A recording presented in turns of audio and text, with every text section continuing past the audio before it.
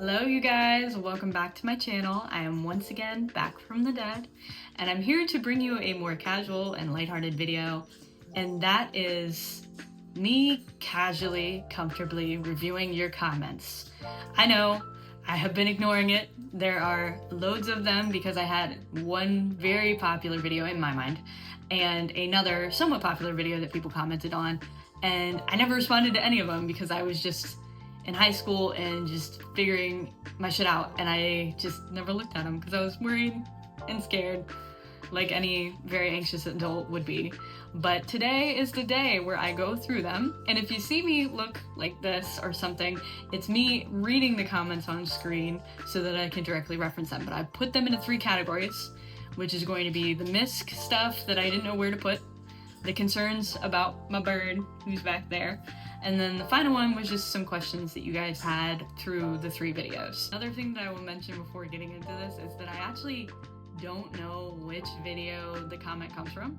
So if it seems like I'm ever like, I don't know which bird this is referring to, it's probably because I just kind of quickly screenshotted all of the comments and then was like, all right, I'm gonna respond to what I can anyways. But with that, let's get into the I don't know where to put them comments. Okay, so the first one is from Tigsy, and they asked, are those LPS I see in the background? LOL. And the answer to that is yes. Yes, it was. I have probably like 3,000 of these things, thanks to me being on the spectrum and also me being a child in the early 2010s, you know, what have you. But yeah, I have a lot of them. I actually had a second channel called Roaming LPS. I have no idea if that ever went viral because I haven't looked at it in forever, but yeah, I had an entire YouTube channel dedicated to them. But thank you for noticing. I do still love them. This one is IRA Hayes 3869, who asked, or basically said, a budgie or cockatiel might give an aggressive little nip, but a lovebird will rend flesh from bone. And that, I can tell you, it like 4 or 5 years later after me filming some of my videos, is 100% accurate. Conures, they feel like a little tingle, you know, unless you have a sun conure, in which case I don't know what that's like. Cockatiels, I never had an issue with Ralph. Ralph really thought he was getting me sometimes, and he just was not. But Toast, anytime he has bitten me, I've cried.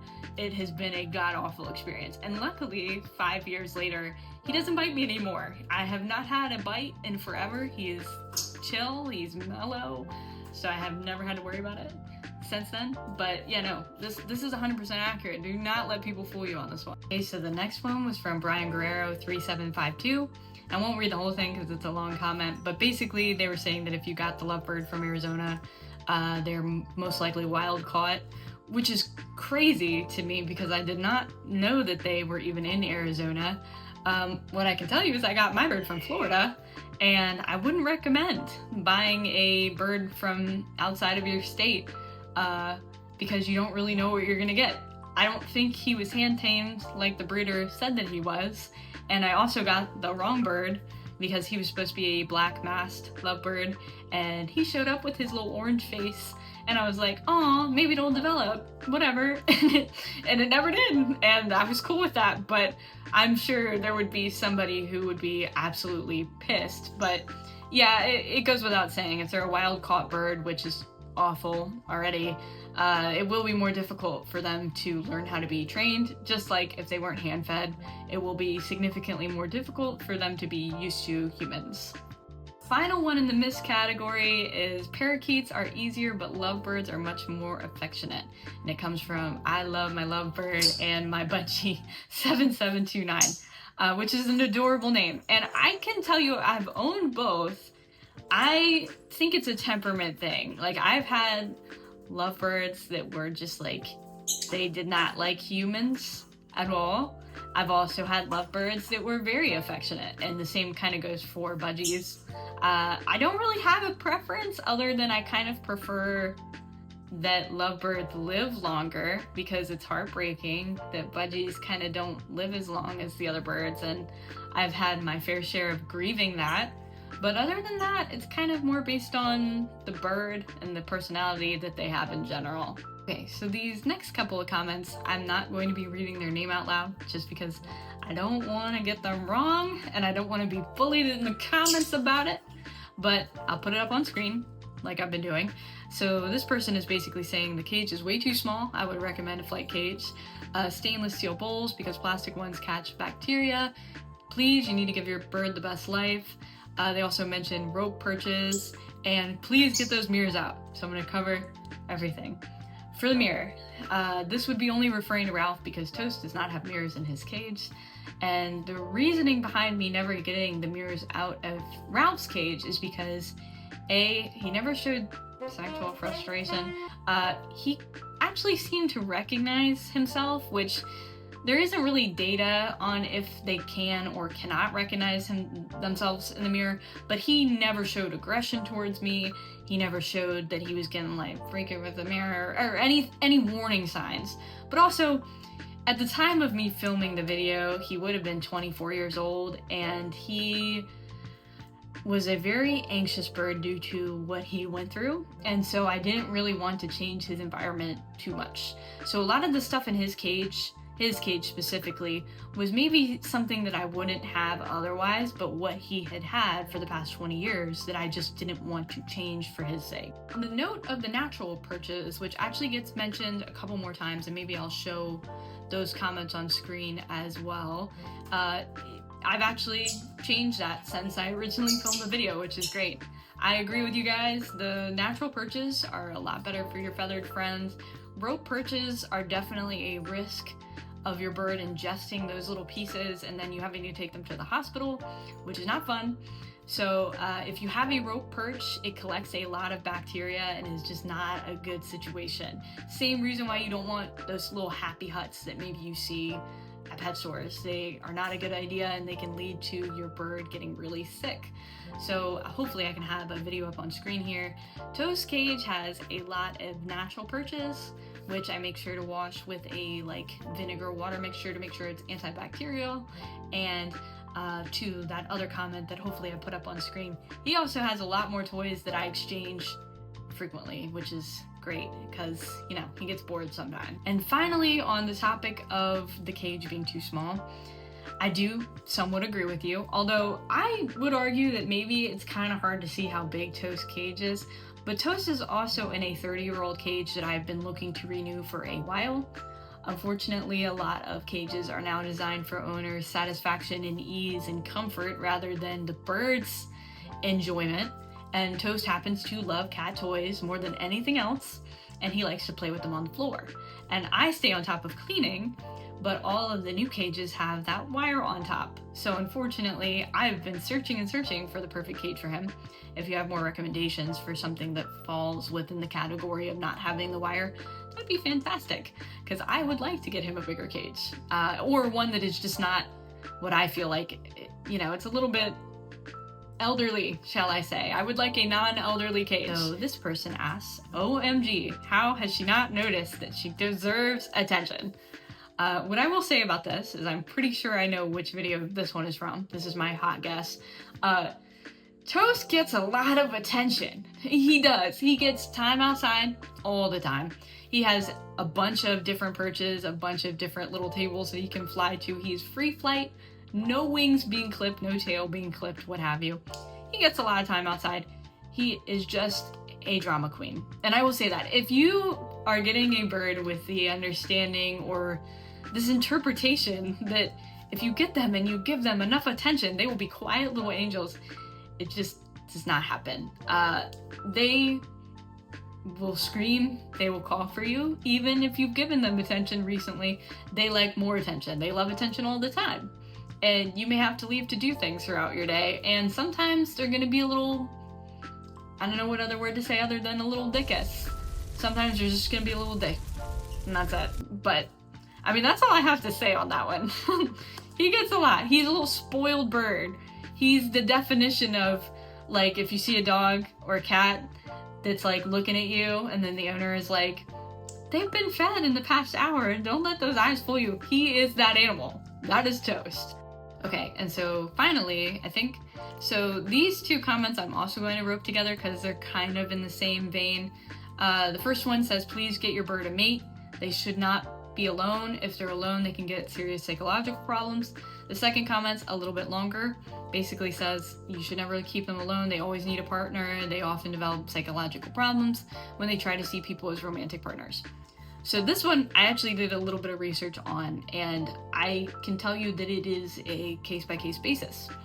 For one, Toast did have another bird in the room with him, and I'm probably going to get another bird when I feel ready to, just because I've been in the process of grieving. But he did love Ralph, but even still, I was never able to keep them in separate, or never together. I was never able to keep them together, and they couldn't play outside at the same time. And that's because Toast has always had some level of aggression towards other birds. Now, I don't know why that is. I got him as a baby, and I made sure to kind of introduce him to Ralph slowly, so I'm not really sure why he's reacted that way. But I'll never forget the time that I was like doing homework or I don't know what, and he was by Ralph's cage, and Ralph was inside, and he somehow managed to get Ralph's beak, and it was like a horrible situation, but it kind of reinforced my belief, which is that if you get your bird a mate and just are like, yeah, throw it in there, there is a chance your bird will attack that other animal or kill it, because they are not all designed to have mates. They are not all like, they're naturally flock animals, but you have to remember the environment that some of these birds grew up in. Not all of them are going to be okay with another bird, and in Toast's instance, he proved on multiple occasions that it wasn't really safe for me to do that. So I didn't want to jump the gun, especially since my vet had never told me it was something that I should do, and he never showed any stress. Especially over the past 5 years, he's never chewed on his feathers. He's never, since, you know, he got through the teething stage, he's never shown me aggression. He's never tried to do anything sexual. He's never shown like mating behaviors with me, so I have been carefully monitoring that. I'm kind of hopeful that the next bird and him might have a good bond, but it's just never a guarantee, and you kind of shouldn't get a bird just for the fact of them being the mate to the other. It can also be a problem if it's a male and a female and they start to have eggs, and then you have to deal with that. It's a whole bunch of things. But yeah, moral gray area is what I'm saying. Great, so finally I'm going to get into you guys' questions. The first one comes from Rosalia Laura 1623. I think I did pronounce that one right, I'm pretty sure. Hello, I have 3 lovebirds, and my female birds aren't really affectionate. How can I show them love if I can't get near them? Only my male lovebird lets me kiss and touch them. So I haven't really owned that many female birds in my life, just because unfortunately sometimes they can be bred to mate with other birds, and their health is sometimes not as great, which is kind of sad. Or, you know, they get egg bound or what have you. But I have heard that female lovebirds, for whatever reason, are a little bit less affectionate than male lovebirds. What I can tell you is make sure that you're not forcing something. Kind of ease into it. Maybe just start with spending time with them, sitting in the room, having them listen to your voice. And if they don't become affectionate with you, that might just be their temperament. I mean, especially after it's been, like, let's say it has been years, and that lovebird has the same exact temperament, you can try to train them. I mean, you can always try to train them. But ultimately, that bird is not a toy. It is not like an object. You can't really force it to do what you want it to do.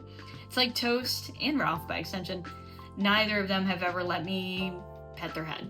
I've gotten to the point with Toast with I can use one of his little toys and kind of rub his head for a few seconds before he's done. But I never let that bother me, just because it wasn't a reflection of either one of them not loving me. It was more of a reflection of just their boundaries. And you do have to respect the boundaries of even an animal, because you don't want to get bit. You do not want to put yourself in a bad scenario where they don't trust you because you forced something. So in that instance, I would just recommend hopefully waiting it out or trying to slowly build up a connection. And if not, just kind of understanding that that's their general temperament. So the next comment is from, I believe it's Christie's or Crystal Silver 6918. Are their screams really loud? I've always wanted one, but I'm afraid of neighbors. I would say they are not exceptionally loud, but it is loud enough to where I felt like some of his chirps could probably be heard outside. He also frequently chirps, where it's like some birds are loud, but they never make noise. Toast is not like that. Surprisingly, he's quiet. I think he's having his like afternoon nap. But come on, Toast. Yeah, normally he's like peep peep peep peep peep all day, every day. So I'm not really sure. Some of them can be ear piercing. I won't lie to you. So I don't know. I would say they can be decently loud, and I think it can be misleading because some of the sources online will say that they're quiet, and I haven't experienced that with lovebirds quite yet. Love to, but haven't. And the final comment and question of the video comes from LeoNH9UI, and they ask, may I ask how long you can leave them alone? I have to work for over 6 hours, so buying 2 would be better so that one doesn't feel lonely. So, yeah, I mean, yes and no. Again, this kind of goes into the same category of like why it's not always a good idea to buy a bird a mate, because birds are kind of like people in that they might not like the mate. They might not like that other bird, so it's kind of a more complicated process. If you work over 6 hours and you come back home and you take them out of the cage and you enrich their life in other ways, I'd say that's fine. That's kind of what I do. As long as you're spending enough time with them to where you feel that they have a good life and they're not showing signs of stress, I would say that it's all right. If you do notice that they seem lonely or depressed or sad, you might want to try to introduce another bird, but again, you run the risk of them not liking each other unless they're already a bonded pair, in which case, that's great. If you know that you have a busy lifestyle and you're able to find a bonded pair together, that would be a lot easier of a scenario than trying to find a bird and then find another bird that has never bonded with the first. And yeah, so I know I didn't review all of the comments on the video. I tried to keep it a little bit concise for my own sanity, but I hope that you enjoyed. And obviously, if you have any recommendations for me about pretty much anything, including maybe whatever next video I should make if I continue to stay here and not go off the face of the earth again. But thank you guys so much for supporting my channel over the years and giving me something to do, some way to connect with the community. I really do appreciate you guys reaching out and commenting, and I hope that you stick around while I continue to make videos. But anyways, have a good rest of your day, and thank you for watching. Bye!